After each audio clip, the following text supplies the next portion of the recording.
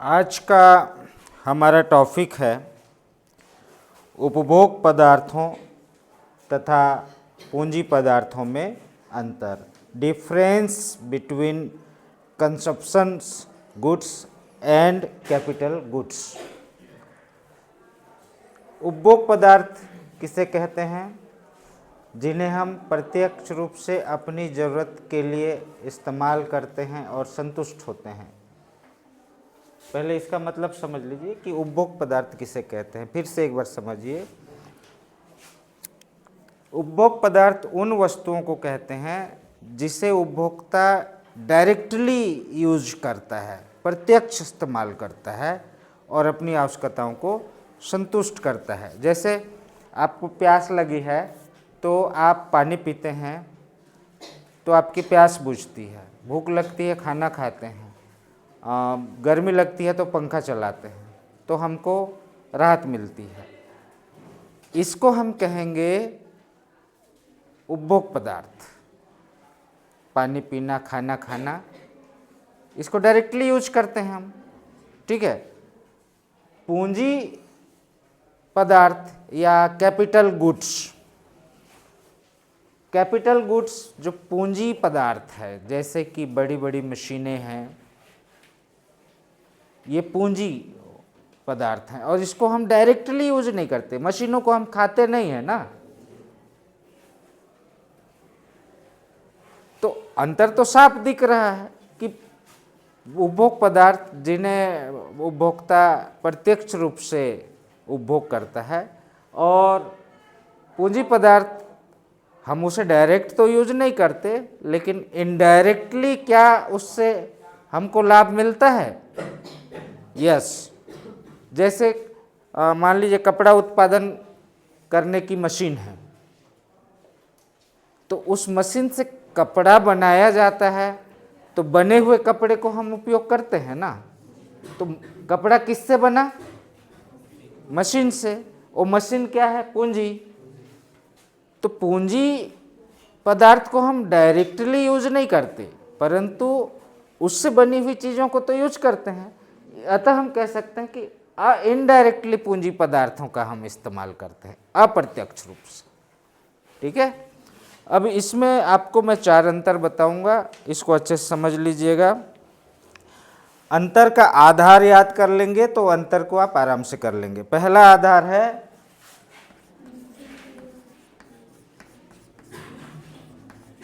अंतिम प्रयोग।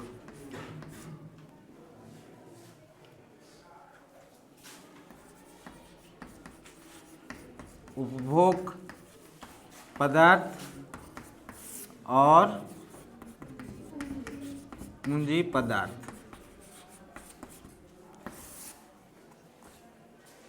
देखिए, अंतिम प्रयोग मतलब उसका जब हम इस्तेमाल करते हैं तो उसके बाद और वो इस्तेमाल करने योग्य नहीं होता है और दोबारा कोई और उसका इस्तेमाल नहीं कर सकता। लास्ट उपभोक्ता होते हैं हम उपभोग वाली वस्तुओं के। जैसे आपने रोटी खा लिया, खा के खत्म कर दिया, अब दूसरा कोई उसको कैसे खा सकता है ना। आपने मिठाई खा लिया, अब दूसरा आदमी उसको खा सकता है क्या?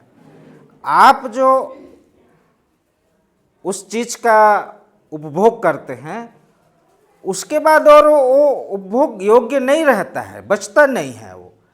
मतलब उसका उपभोग पदार्थों का जब हम उपभोग करते हैं तो अंतिम बार ही उसका उपभोग होता है और बार बार उपभोग योग्य वो नहीं रहता है। खाना को आप खा दिए, खाना अंतिम उपभोग हो गया और कोई दोबारा उसको कैसे खा सकता है? आपने तो खा लिया उसको। परंतु पूंजी पदार्थ ऐसी चीज़ें हैं, आपको मैंने कल पूंजी कैपिटल गुड्स किसे कहते हैं बताया था।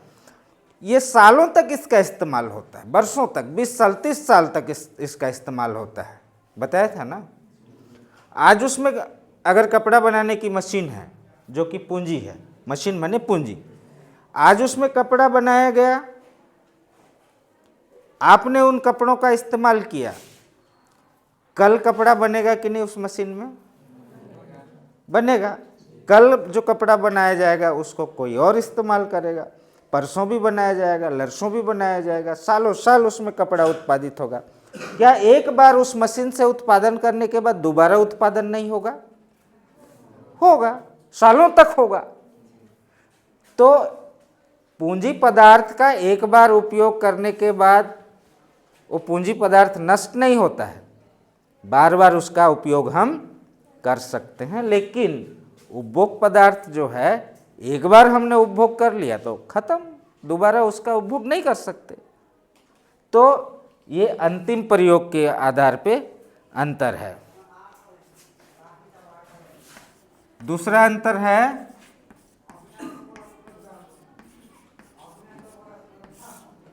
उत्पादकता।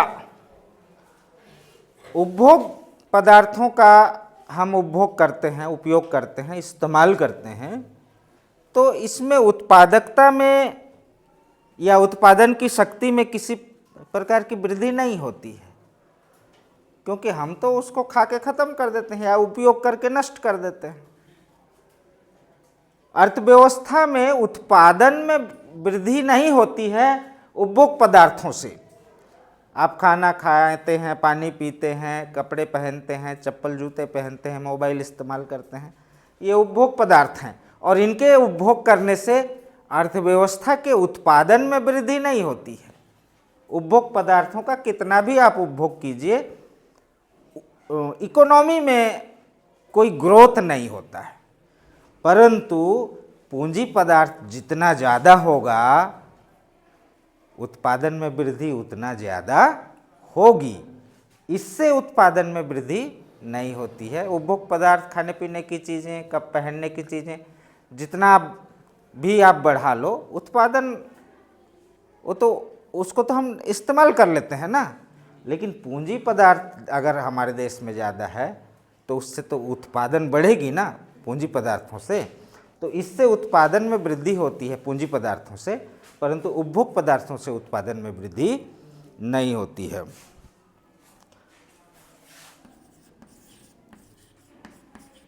मानवीय आवश्यकताओं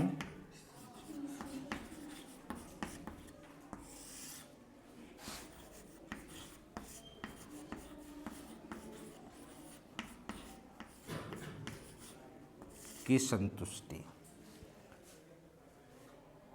देखिए, ये तीसरा बिंदु का जो आधार मैंने आपको बताया, उसको कैसे आप स्पष्ट करेंगे, समझ लीजिए कि उपभोग पदार्थों को हम प्रत्यक्ष रूप से उपयोग करते हैं तो हमारी संतुष्टि होती है। जैसे आपको भूख लगी है या प्यास लगी है, तो आप स्वयं ही खाना खाएंगे या पानी पिएंगे तो आपको संतुष्टि मिलेगी ना। कोई और आपके बदले पानी पी दे या खाना खा देगा तो आपकी प्यास बुझेगी क्या?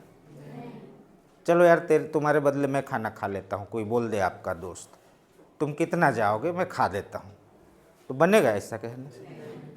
आपको भूख लगी है तो किसको खाना पड़ेगा? स्वयं को ना। मतलब उपभोग पदार्थों को प्रत्यक्ष यूज करेंगे, डायरेक्टली इस्तेमाल करेंगे तो ही संतुष्टि मिलेगी। परंतु पूंजी पदार्थों को हम डायरेक्टली इस्तेमाल नहीं करते हैं। मशीनों को हम या पैसे को, पैसा भी पूंजी है ना, मशीनों या पैसे को खा देते हैं क्या भूख लगती है तो? नहीं, उसको डायरेक्ट इस्तेमाल नहीं करते। हाँ, उससे जो चीज़ें बनती हैं उसका इस्तेमाल करते हैं। तो दोनों में कैसे अंतर बोलेंगे?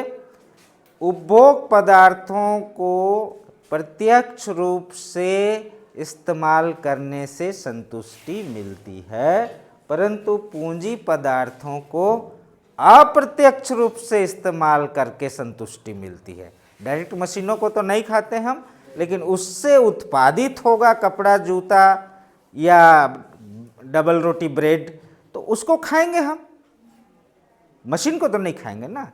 तो इससे जो चीज़ उत्पादित होती है उसको हम खाएंगे। इसलिए पूंजी पदार्थों को अप्रत्यक्ष रूप से हम उपभोग कहेंगे, इनडायरेक्टली कंजप्शन करते हैं, उसको यूज करते हैं।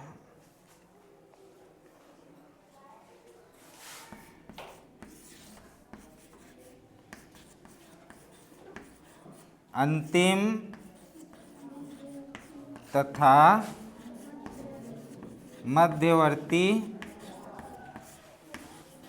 पदार्थ। अब आपको बताना ये है कि उपभोग पदार्थ इन दोनों में से क्या है और पूंजी पदार्थ इन दोनों में से क्या है। उपभोग पदार्थ जो है, एक बार आपने रसगुल्ला खा दिया, पेट में चला गया, रोटी खा दिया, पेट में चला गया,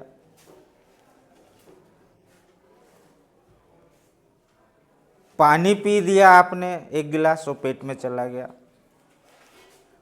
उस चीज को कोई दूसरा इस्तेमाल कर सकता है क्या? आपका कोई सहेली दोस्त वो जिस पानी को या जिस रसगुल्ले को आपने खाया है, नहीं तो कैसे खा दिया, चल निकाल मैं भी खाऊंगा, ऐसा बोल सकता है क्या? एक बार गया मने तो कौन सी वस्तु होगी वो, अंतिम या मध्यवर्ती? अंतिम। यानी कि उपभोग पदार्थ अंतिम वस्तु होती है, ठीक है। परंतु आपको मैं इसका पूंजी पदार्थ का अर्थ ही बताया, उसी समय आप समझ गए होंगे कि मशीनों का इस्तेमाल एक बार खाली नहीं होता है, बार बार होता है, सैकड़ों बार होता है। और हम मशीनों को डायरेक्टली उपभोग नहीं करते, बल्कि मशीनों से बनी हुई चीज़ों का उपभोग करते हैं ना। तो मशीन का उपभोग नहीं करते, मशीन पूंजी है, मशीन का उपभोग नहीं करते, उससे बनी हुई चीज़ों का उपभोग करते हैं। तो उससे जो बनी हुई चीज़ है वो अंतिम वस्तु होगी, लेकिन मशीन तो अंतिम वस्तु नहीं है, मशीन बीच की वस्तु हुई ना। अतः मशीनों को हम मध्यवर्ती पदार्थ कहेंगे और उपभोग पदार्थों को हम अंतिम पदार्थ कहेंगे। क्या ये समझ में आ गया आप लोगों को?